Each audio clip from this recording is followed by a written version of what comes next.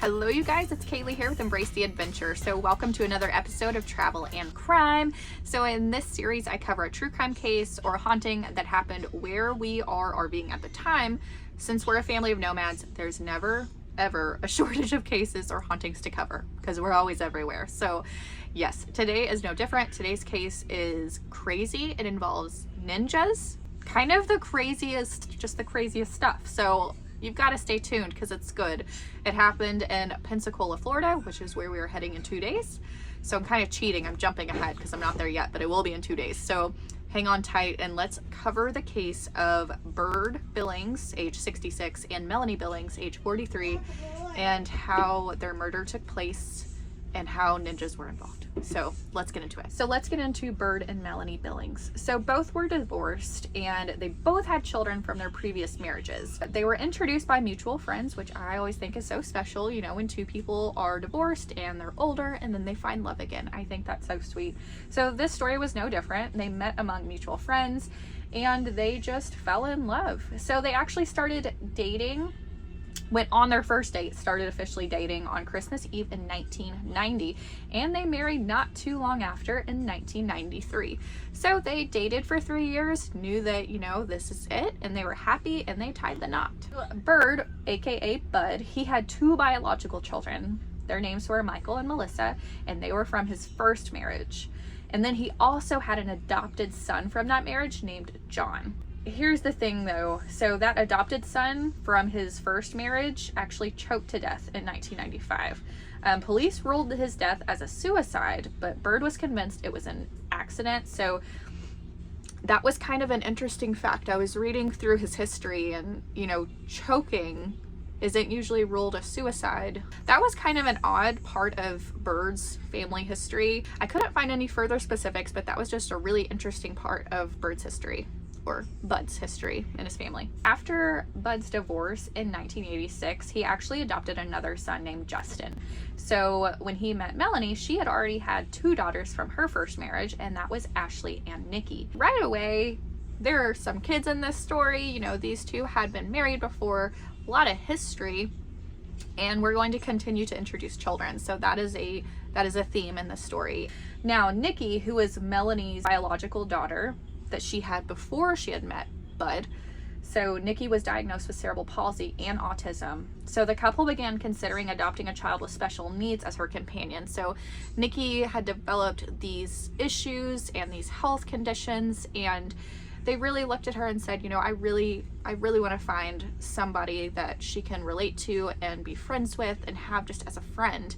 And so that is what kind of set Melanie and Bud out on their mission to adopt another child with special needs that would kind of be a great companion for Melanie's biological daughter, Nikki. Here's the kicker, and before I say this, I will say I'm a mom of 2, and it gets crazy in here. We do live in an RV, it's a smaller space, but it gets crazy in here. So the fact that this couple had it in their hearts to add 10 children, you heard that right, 10 children, like they added 10 children to their family. And most did have special needs or some sort of really tragic background, whether it be sexual or physical abuse. They really just wanted to help kids who really needed help, and they wanted to bring them in and give them a family and a place of safety and love. And those people in this world are the most special. The more I have read into this case, the more I've taken a deep dive, the better Melanie and Bud are, the better they sound. They had hearts of gold, if I have to put it plainly. So like I said, they eventually added 10 additional members to their family. Adriana, Jacob, Matthew, Ricky, Tori, Nicholas, Katie, Bailey, Ethan, and Emma.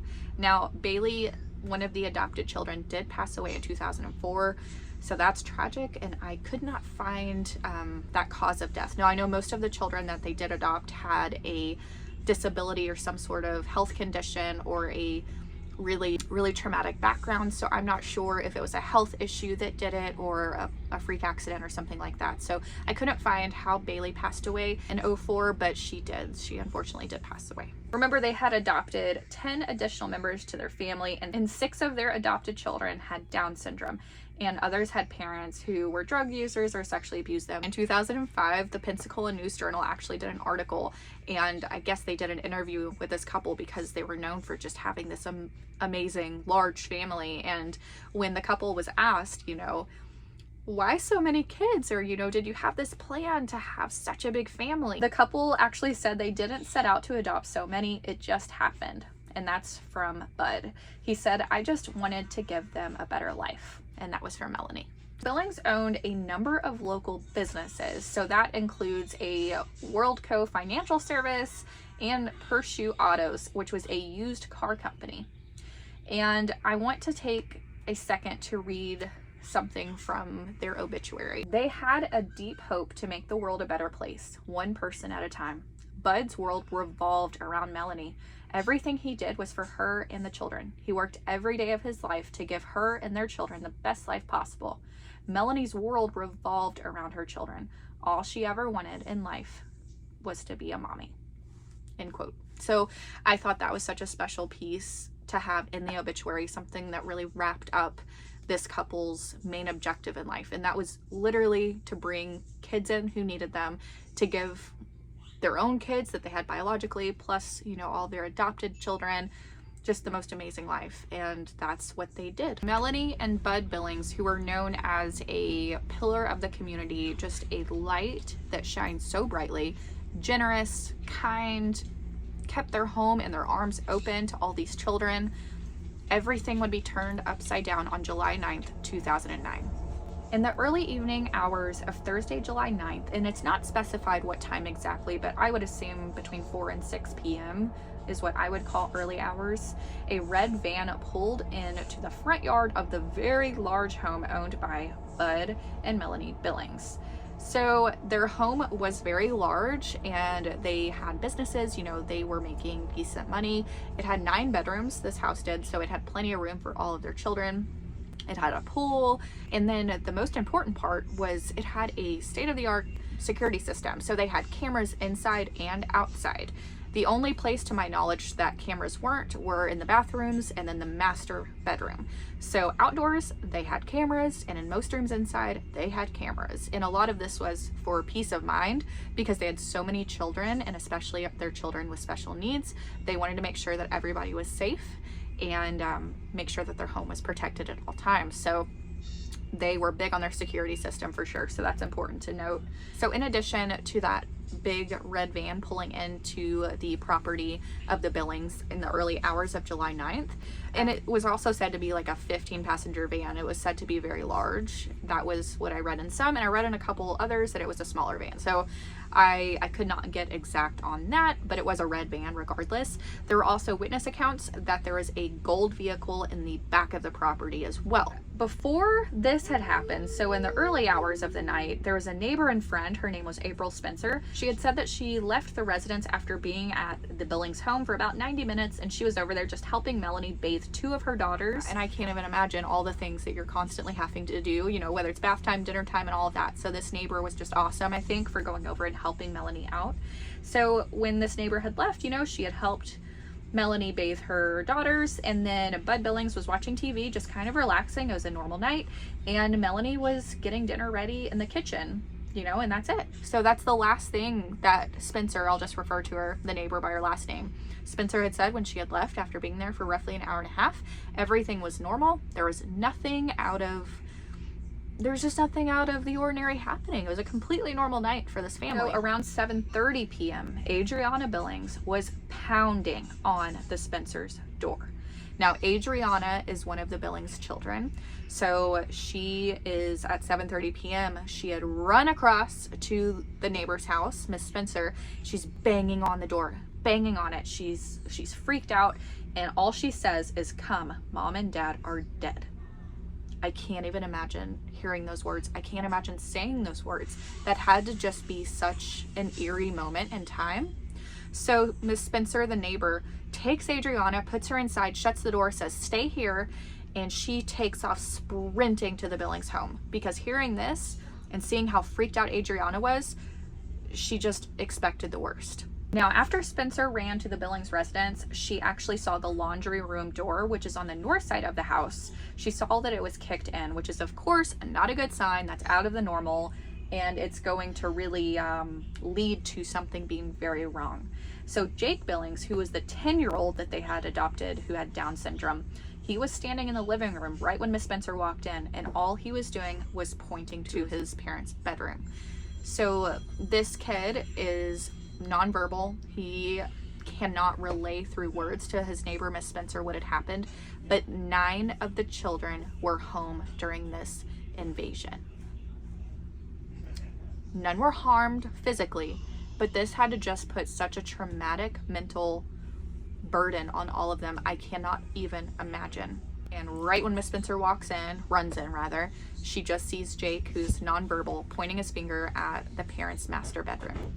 And she knows right away, this is not good. So as Miss Spencer walks into the master bedroom, she opens up the door and sees a horrific scene. She sees both Bud and Melanie shot dead.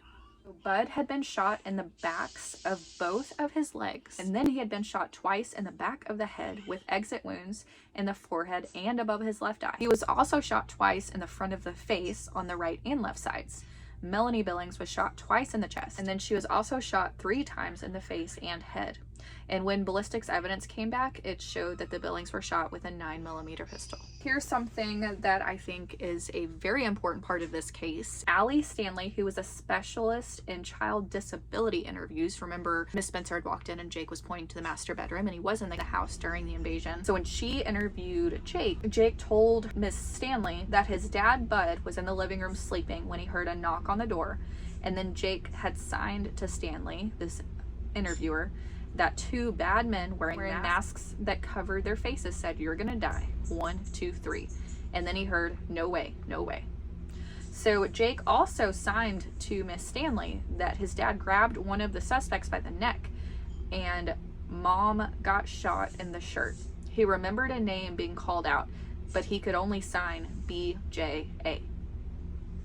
So I can't even imagine, being Jake, being this 10-year-old kid, and you're nonverbal. All you can do is communicate through sign, and you're witnessing your parents get murdered, at least getting hurt. And what can you do? There's nothing you can do. It's just watching the most horrible movie right in front of your eyes. It's just, my heart hurts for these kids. And I couldn't find out if other kids actually saw it, but I know Jake saw them actually come in. I know that some of the children had been in their bedrooms and just heard the ruckus and kind of hid down.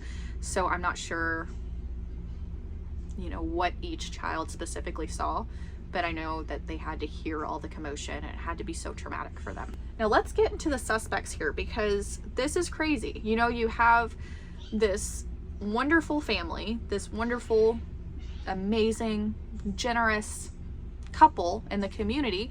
They own successful businesses. They've adopted these children. They run a happy family. They run a happy life. Who in their right mind is going to have an issue with this family? Some people did know that the Billings had a safe or 2 in their home that was thought to have a lot of money, as well as a briefcase that was known to have hundreds of thousands of dollars. So that's something that would raise the eyebrow of somebody with not the best intentions, right? So that was kind of known. There was also talk of a distraught ex-business partner of Bud Billings that could be a suspect. He was never tied to the case, so I won't get into him. He went by the name Cab. He was ultimately arrested for grand theft, but nothing connected to this murder. So even though he was it was a bad relationship that Cab had with Mr. Billings, he was never tied to the murder. He was arrested for different things, but not for this. So who in the world did this? Let's go back a couple days before the murder. there was a weird incident of somebody walking onto the Billings property, and they're kind of looking around the house, kind of looking at windows and things. And when they were spotted and asked by Mr. Billings, well, what are you doing here? Because remember, they had that big security system. They're always watching what's going on. The guy responded, well, I have a power washing company and I was just checking it out. You know, I was checking out your property and I may be able to do something for you. Just kind of a weird encounter. Mr. Billings kind of shooed him off, you know, got him off his property. But hang on to that because it ties into the morning of July 9th, 2009, when the murders would take place later that day. So let's get into these perpetrators. Let's get into the bad guys, okay? These ninjas that had full masks. They were said to look a lot like ninjas, just all black, masked. Leonard Patrick Gonzalez Jr. So he had a jury conviction of 2 death penalties for 2 counts of first-degree murder and a life sentence for 1 count of home invasion robbery with a firearm. So Leonard Patrick Gonzalez Jr. was known as the ringleader of all of this. He was said to have rallied this team together. He was the one who committed both murders of Melanie and Bud. So he was just the main guy in this whole thing. He was said to have done some construction work for the Billings family, so he had kind of scoped everything out, and he knew about that safe, he knew about that briefcase, and he knew that they had some money. So he was just the ringleader in all of this and the one who ultimately pulled the trigger on the Billings couple. Leonard Patrick Gonzalez Jr. So he had a jury conviction of 2 death penalties for 2 counts of first-degree murder and a life sentence for 1 count of home invasion robbery with a firearm. So Leonard Patrick Gonzalez Jr. was known as the ringleader of all of this. He was said to have rallied this team together. He was the one who committed both murders of Melanie and Bud. So he was just the main guy in this whole thing. He was said to have done some construction work for the Billings family, so he had kind of scoped everything out, and he knew about that safe, he knew about that briefcase, and he knew that they had some money. So he was just the ringleader in all of this and the one who ultimately pulled the trigger on the Billings couple. Donnie Stallworth had 2 consecutive life sentences for 2 counts of first-degree murder, a lengthy prison sentence for 1 count of home invasion robbery with a firearm. So effectively, this was permanent life in prison. Wayne Calderon, and I don't know if I'm pronouncing that correctly. It's either Wayne Coldiron or Calderon. So he got 2 consecutive life sentences for 2 counts of first-degree murder, lengthy prison sentence for 1 count of home invasion robbery with a firearm. So effectively, he's staying in prison forever as well. We had Frederick Thornton, who had a plea agreement, and he testified against his co-defendants, resulting in 2 concurrent 40-year sentences for 2 counts of second-degree murder and a concurrent 22-year sentence for 1 count of home invasion robbery with a firearm. So that totals 22 years in prison, then 18 years probation. Rakeem Florence had a plea agreement and testified against co-defendants, and that resulted in 2 concurrent 45-year sentences for 2 counts of second-degree murder and a concurrent 24-year sentence for 1 count of home invasion robbery with a firearm. So that totals 24 years in prison and then 21 years probation. Then we've got Gary Sumner, and he was the back of the house getaway driver, remember, in that gold vehicle that was in the back of the property. And he had a plea agreement resulting in 2 concurrent 20-year sentences for 2 counts of second-degree murder and then a concurrent 20-year sentence for 1 count of home invasion robbery with a firearm. I'm getting like out of breath, you guys. These are some bad dudes. They're not good. And then Leonard Patrick Gonzalez Sr., who, I know that sounds familiar, right? That's Leonard Patrick Gonzalez Jr.'s dad. So the dad was a getaway driver for the son who was the ringleader. So this is just all kinds of crazy. So Leonard Patrick Gonzalez Sr., the dad of the ringleader, he was the front of the house getaway driver. He actually had a plea agreement resulting in 2 concurrent 17.5-year sentences for 2 counts of second-degree murder and then a concurrent 17.5-year sentence for 1 count of home invasion robbery with a firearm. And then here's the kicker. This kind of took me off gear because I was like, okay, these are some bad guys. It makes sense that, you know, this one really bad ringleader who was Leonard Patrick Gonzalez Jr., he worked construction, he had done some work in there, some remodeling, he knew that they had some money, he rallied this team together.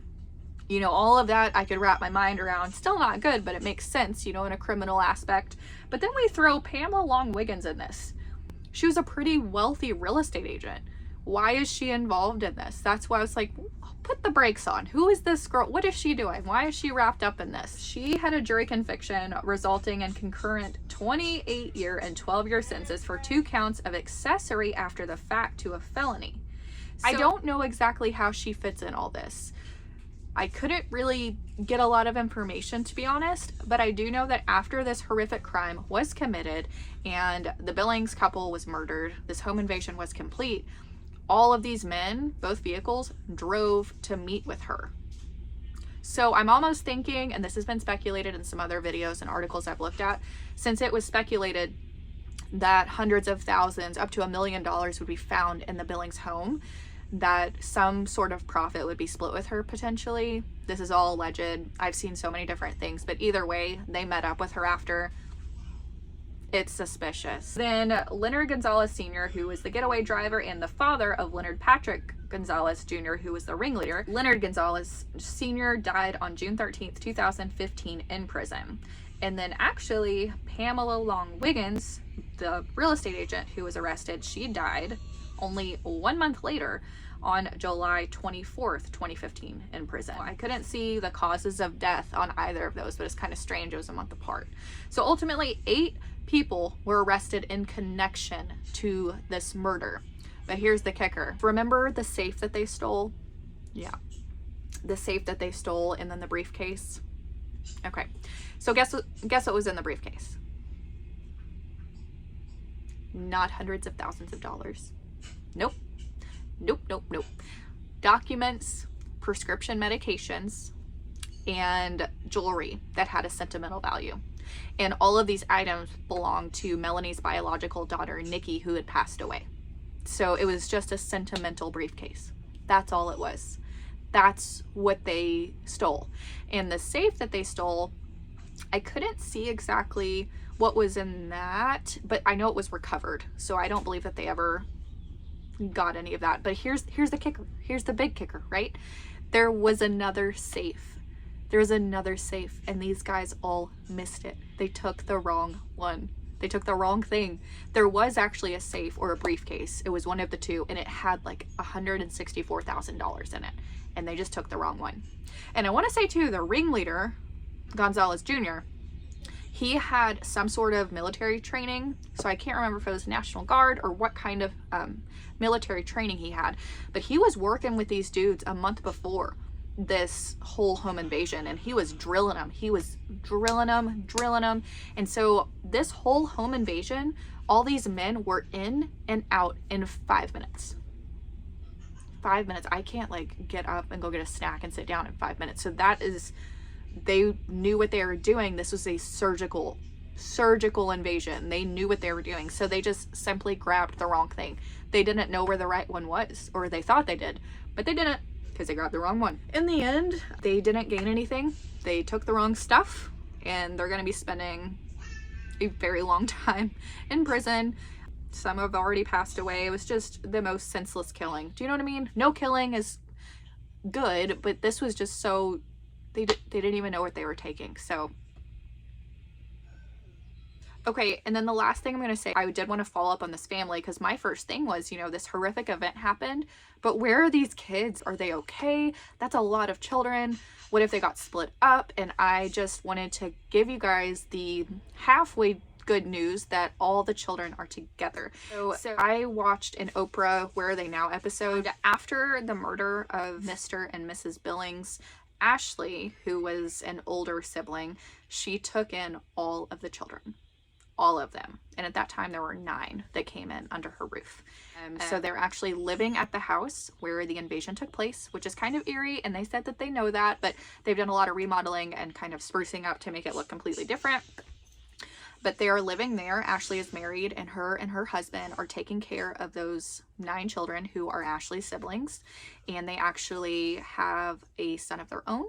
So they've got a total of 10 children under their roof, and Ashley is working constantly to give these kids a safe house and a safe environment. And she did say that they openly talk about, you know, Bud and Melanie Billings, and, you know, really reminisce about their parents and all the good memories that they had. So at least the children did not get split up. I know that that's so much pressure on Ashley. I cannot imagine having 10 children under our roof. We have an RV, so I don't know if that would fit. But in a house, no matter how big the space, that's a lot of kids. So I just give her major kudos for stepping up and making sure those kids did not get separated, and really just being kind of their angel and keeping everybody together through this horrible event. Okay, guys, so that's it. That is the case of Bud and Melanie Billings, and how a home invasion by guys who look like ninjas ultimately took their lives, and really for nothing. So it was just something that I was just up and down, you know, reading, and it just kept me on my toes the whole time, and I was really excited to share it with you guys today. So I hope you enjoyed it. Thank you so much for sticking with me, and leave a comment. Make sure to like, subscribe, all that good stuff, and comment down below any cases you'd like to see. We'll be in the Florida Panhandle for the next couple months, so Pensacola area, anything that you'd like to see that happened there, I will happily cover. And until then, I'll catch you guys in the next video. You guys have a great day.